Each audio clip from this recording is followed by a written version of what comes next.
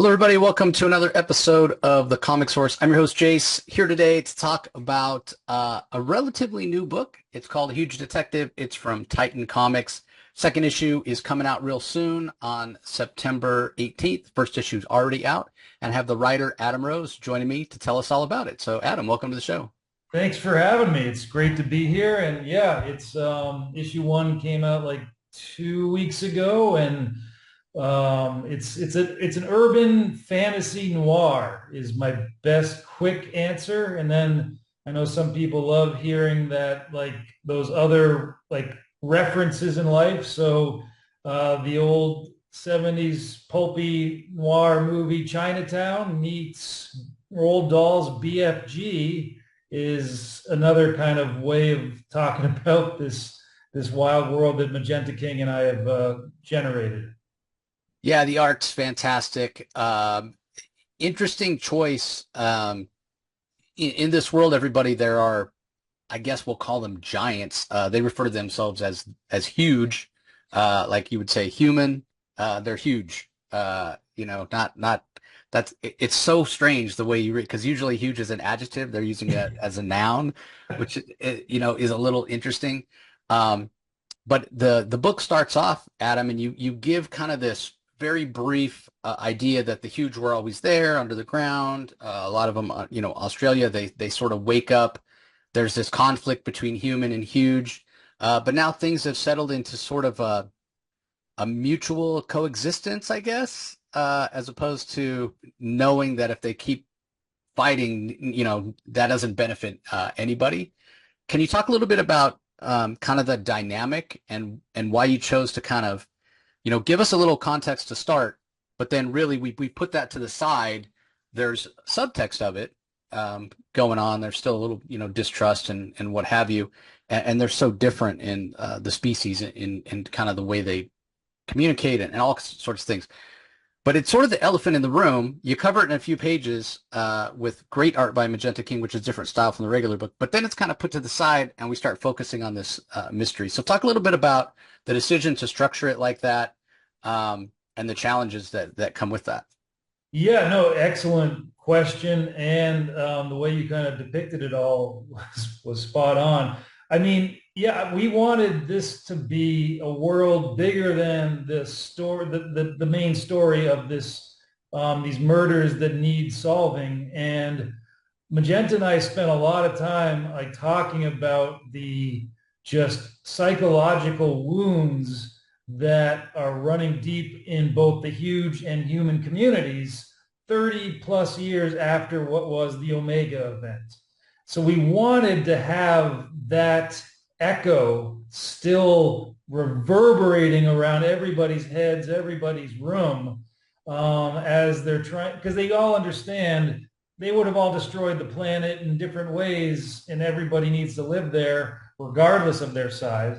So yeah, this kind of early, like big scale world building flashback sets us up to understand the tensions between like Detective Tamaki and Detective Giant, and they're coming together and why it's a big deal. And also just recognizing there are going to be people in this story that weren't even alive when the conflict was happening. And they have a whole different vibe about the huge or the humans. And we have little moments, like kind of Easter eggs that I hope depict that, like the example of like trading cards of huge that people can collect. And then on the opposite side of that, without giving away too much, we have a place called Dollsville where huge get to kind of interact the way you would with toys with volunteering but well-paid and compensated humans. Yeah, it's so fascinating to me because, like you said, it's a story that's set in a world where there's so much that can be explored. It's so much bigger. But again, we sort of set that aside to talk about this murder mystery. We have Detective Tamaki, as you mentioned, who's sort of this no nonsense. She almost comes across as one of the characters, like, I don't care what size you are, whatever, I'm just going to do my job. Kind of one of those people that just doesn't take any crap from anybody and just, has her worldview and that's fine. And, kind of live and let live, what have you, as opposed to others that may have like a political agenda or what have you. But in this world, um, where the story is so much bigger, let's set it aside. Let's focus on this murder mystery. But what's interesting is I think, at least I'm kind of guessing, and this is what I got from the first issue, as the murder mystery is being solved, as the clues start to pile up and things start to be discovered, all of a sudden I get the sense that we're going to find out that this horrible murder and the suspect who they think is or he could be a victim, not really sure, but the person of interest. The pieces are going to fall into place, so we're going to find out that this situation, I think, is going to be a little bit of a commentary on the larger scale story. Is that fair to say? Absolutely, yes. And yeah, Manny, the main suspect or possible victim is a great way to put it, witness as possible as well. He's, because this story, I wanted it to deal with all my characters have, I try to think about them in the most deep, like kind of what makes them tick emotionally, psychologically. And all of these characters have, parts of the creators in them as well. And like, they're dealing with traumas of their own. They're dealing with the past that both on a personal level, like we're going to find out about like Tamaki's relationships and Giants, as well as Manny and what he's going through or how he perceives the world, which that's the other awesome thing about working with someone like Magenta King and just my love of comics, like the use in the comics, like the medium of having like just scale and point of view kind of manipulated to help further the story, not just for like beats, but also for the layers to what's going on. So yeah, I mean, at the forefront, there are these murders, but it is along the way, and we talked about this quite a bit, like even like panel to panel, there might be billboards in the background or scenes, like a setting that you see the relationship between the humans and Huge and how there is still like propaganda from the Omega event or even present day people that have very strong feelings one way or the other. Just like in the real world, there are things that have happened 30 years ago, 100 years ago, 200 years ago, and there are people that still have these very strong opinions and values that they can't shake. Yeah, it's really interesting. I'm glad you brought up scale because that's something I want to talk about in terms of when you and Magenta were kind of developing the look, and we'll come back to that. But before we go there, I wanted let's explore the idea of the huge and humans as a different species, right? Like I mentioned before, they have sort of different abilities. The huge, they're not used to articulating themselves vocally. They kind of communicate another way. We won't necessarily give it away. Um, but this idea that they are different, but at the same time, there's opportunity to kind of come together and have mutual benefit. Like one of the really cool things, and I'm curious how you came up with this idea, is that the way the humans use them is as a means of travel. Like you can go from Boston to London in like 30 steps so you get in this kind of building or this backpack that's strapped to the back of a huge and 30 steps and it's faster than a plane. You can be in London. Like that's really cool. So despite their differences, kind of almost like genetic and how that gives rise to different ways to communicate and kind of different means of existing, really. So there is kind of a disconnect because a human's never going to be able to relate to the way huge, communicate with each other because they just don't have that ability. But there is a way to come together as in this common ground and have things that you can help each other, right? You can do things and, things humans can do that huge can and vice versa. And you can kind of help out. This idea that a little empathy and a little cooperation and a little bit of working together. I mean, not to get too socio-political with, today's society and environment, but I think that's an important message and an important conversation to have, whether it's just in the context of this world or starts a, broader conversation, maybe in the real world. Yeah, I mean, well said. And yes, of course, am I influenced by our current surroundings? Absolutely. Are there allusions to that? Yes, but I want to, and I want people to get to make their own choices about how that's perceived. And like you said it, like the need to be symbiotic is Right. what I want conveyed here. But even with that, even like in nature, symbiotic relationships, sometimes they're, the rhino that has the little bird pecking bugs off its back, that little bird might get crushed accidentally by, a fellow rhino coming to say hello. So there are still going to be devastating consequences with this relationship because, like you said, they are so different, and they can build this empathy for each other. But even with that, the differences are going to, just like nature is inevitable. There are going to be inevitable moments between these two extremely different groups. Yeah, exactly. Yeah, accidents happen, and like I said, there's going to be things that they just are never going to really understand about the other because it's not as much as you can have empathy, you can't, literally walk a mile in a huge's shoes. So when you were developing this idea of making them different, obviously very familiar with what it is to be human. Again, you could relate to that. So building out the huge and their abilities and the differences, was that something that took a long time? Did it fall right into place? Did it happen organically as you were building out the story? Give us a little idea about that.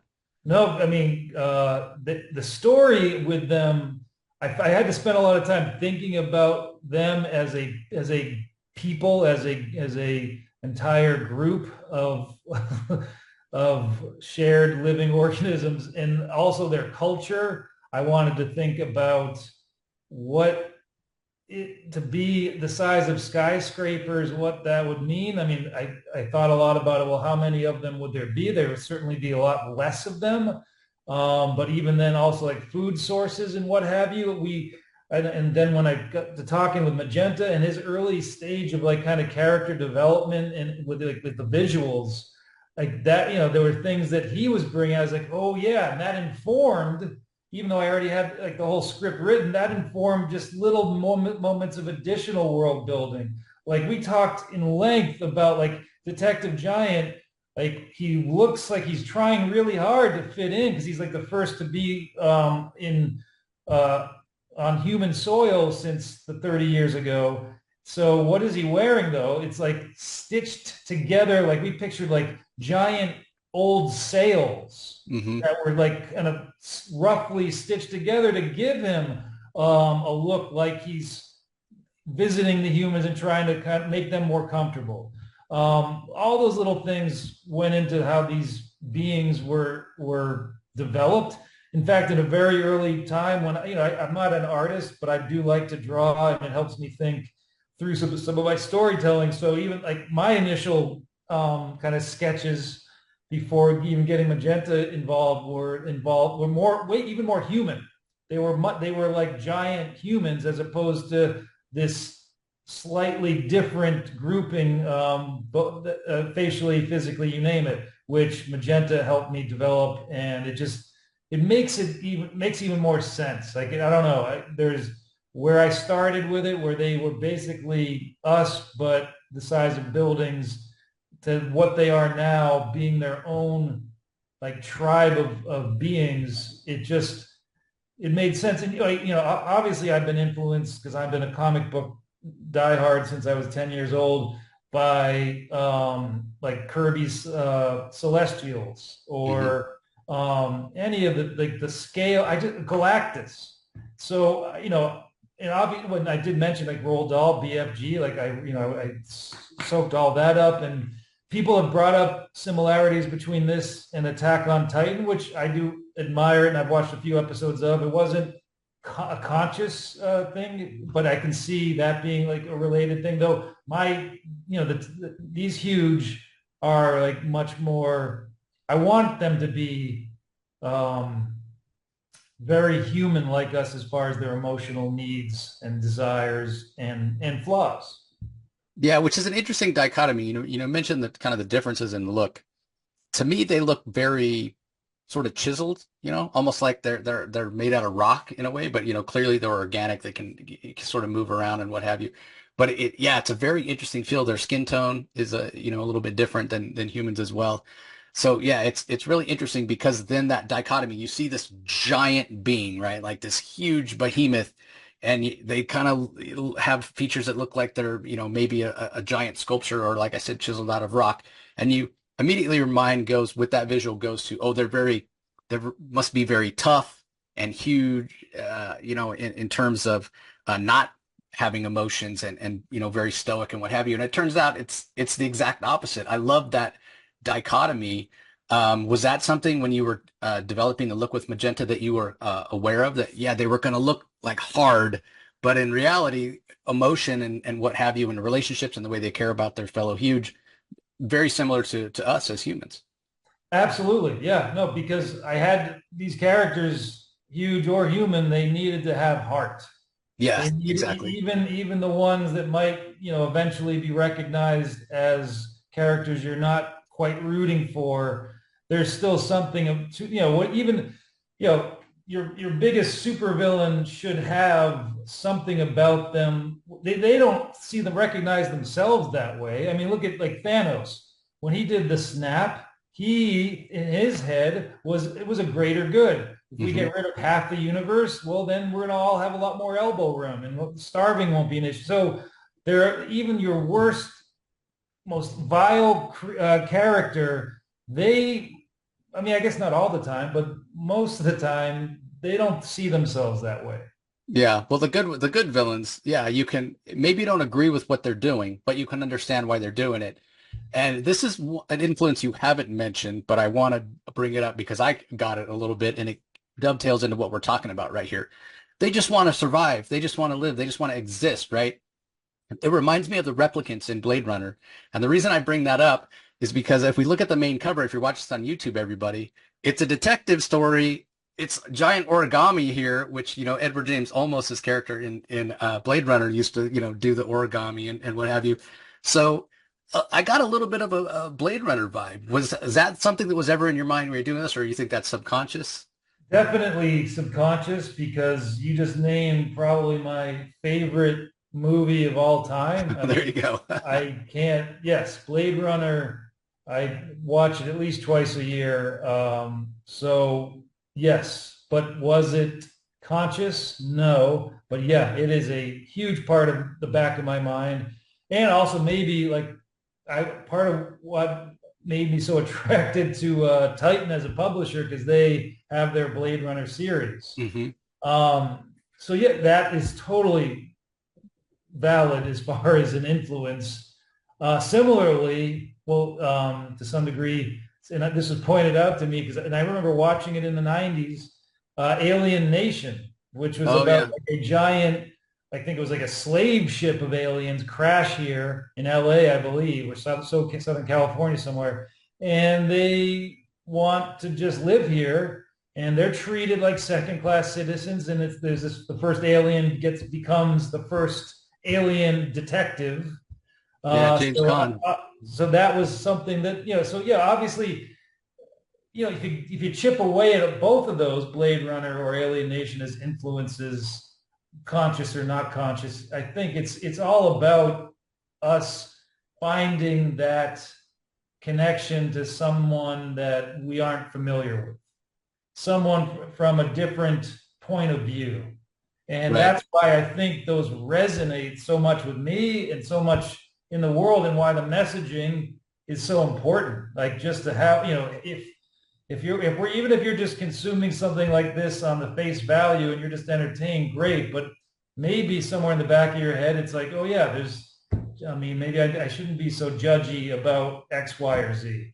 Yeah, exactly. Just have a moment of, putting yourselves in their position. At least if you consider it, that's all we're saying. Yeah. Some good, it's not going to hurt you. You're no worse off. But all of this to say, a complicated world, a big world that you and Magenta have created here, like we said in the beginning. But then on top of that, you have an actual detective story. You have a mystery that's unfolding, which those are complicated stories in and of themselves. You add in all this extra stuff. How tough was it to write this? Was it a real challenge to kind of balance those things to make sure that you're doing service to the story, the actual mystery, the detective portion that's trying to be solved, but making sure that you are having that subtext of the differences and all the other stuff we've talked about already. I think, I mean, yes and no. Like, making sure the pieces to the puzzle all fit was definitely a challenge, but having those layers of the relationships between these characters actually just help they both it helped each other out. I mean, Mm. I well, especially like the world building, like having that in the backdrop after we kind of established these two different, extremely different groups. Magenta and I are just always talking about what else could be kind of hinted at in the background compared to what's happening with Tamaki and Giant or what have you in the foreground. So, and of course, also on top of this initially the detective kind of noir mystery in the forefront, we also have this other, without me spoiling, because you just get a taste of it in issue one, something happening on the moon. Yeah. And what I always love, I'm like a huge fan of like a good mystery that does have like those intertwined plots that all come together and either influence each other or answer each other's questions. And I think I was also inspired by like True Detective or Mayor of Easttown. I think those are like shows that the way they weave together a murder mystery, so to speak, or plural murders, is something that inspired me to try to keep all those strings knotted together. Yeah. Well, like we said, can feel like a complicated story, but again, on that first kind of initial noir detective story, very entertaining. And it's like anything. I always say, if you want to put a lot into it and really dive into it and read it multiple times, the rereadability is there, the value's there, you're going to get even more out of it. Four issues initially for this first story, but I 5 issues. five issues. Okay, five issues. There's only four, I guess, that have been announced so far in terms Yeah. of covers available. So five issues.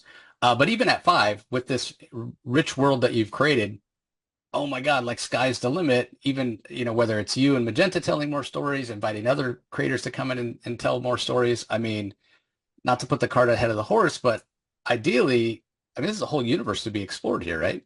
Oh, my 100%. And the other awesome thing that Titan let me do is at the end of each issue, there's a case file. There's like Hmm. a short story that is more of this world being explored either through our main characters or some characters that are like side characters that I have all like just other multiple story arcs like ready to fire out. And yeah, I mean, actually, Magenta said, we were both like just kind of daydreaming together in a meeting about getting the chance to have this be something like Radiant Black, where Yeah. that's like, because that's Radiant Black is the main story. Rogue Sun, there's like three, like Radiant Red, or I mean, I can't remember all the different names, but though that's that kind of universe building, like that modern comic universe building, because obviously Marvel and DC have been doing it forever, but just in the indie like storytelling world, yes, it would be amazing. And I'm already like writing different kind of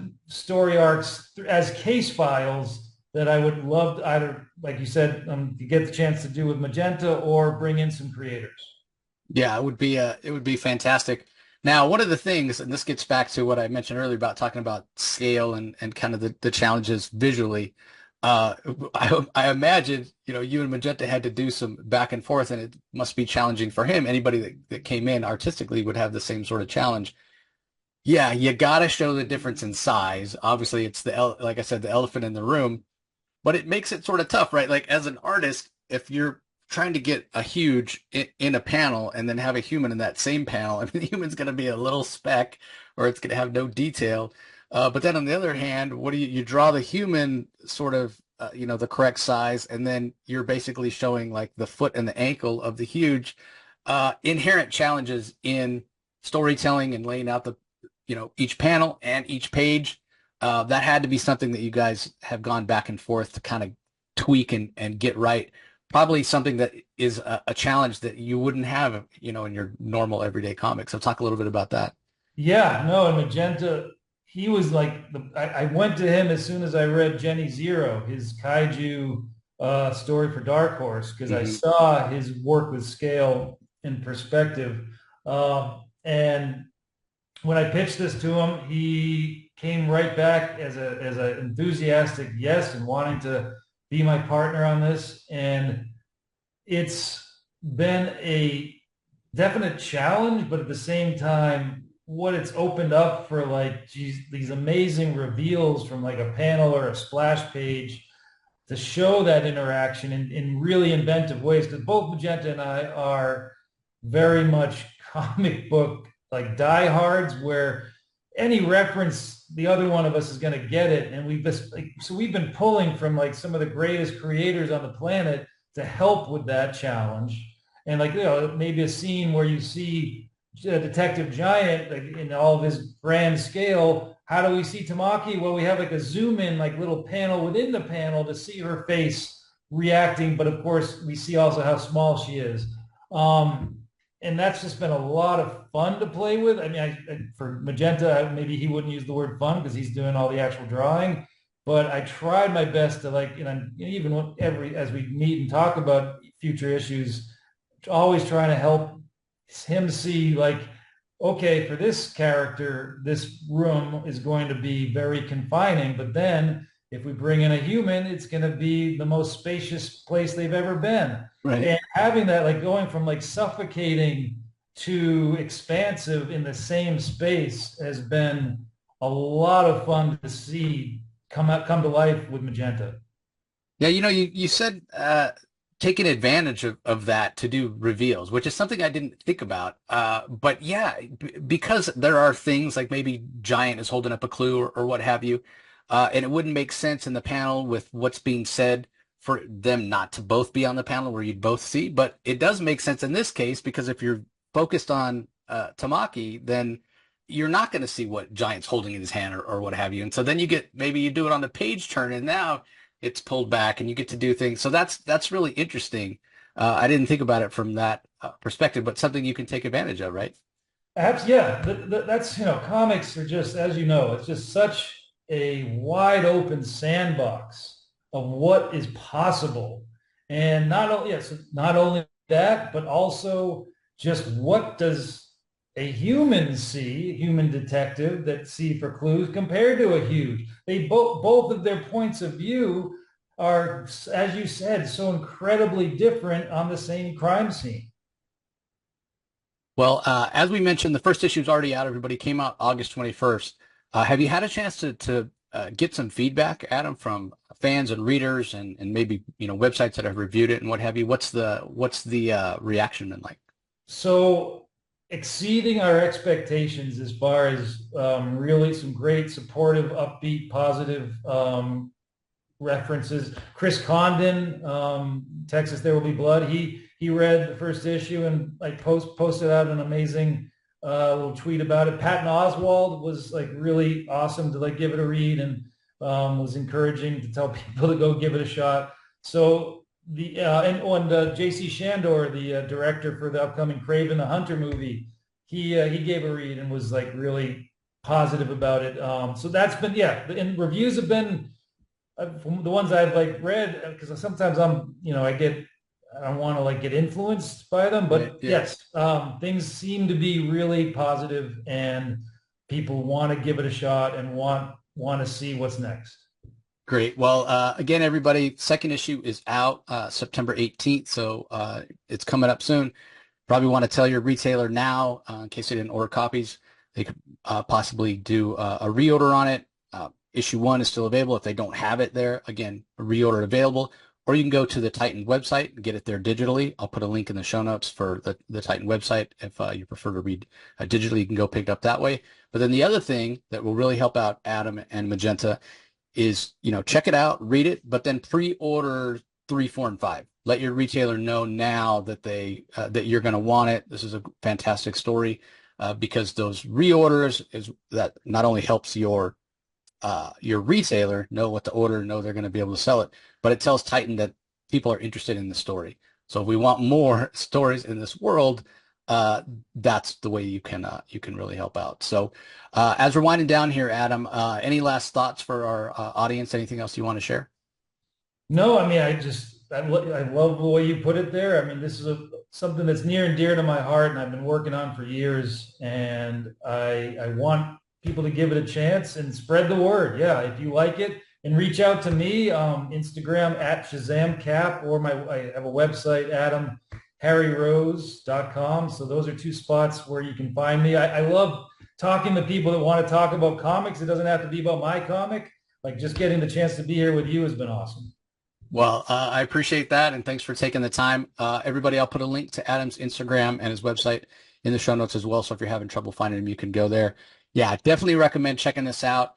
Um, One last thing that I want to mention is the pacing, which when it's a story that has so many layers, the pacing can be sort of tough to get everything in there and not make it exposition heavy, get too many words on the page, and then the gorgeous art doesn't come through. That's not the case with this at all. Perfectly paced, well done. It leaves you wanting more after the first issue, and I think you guys just did a fantastic job. So again, great job, Adam. Best of luck with the rest of the series, and yeah, I recommend it. Everybody go check it out. Huge detective. Thanks so much. Appreciate that. That means a lot. Yeah, and to you people out there in the audience, whether you're watching us on YouTube or listening on the audio only feed, we want to express our gratitude and thanks for joining us as always. We appreciate the support, and we will talk to you next time.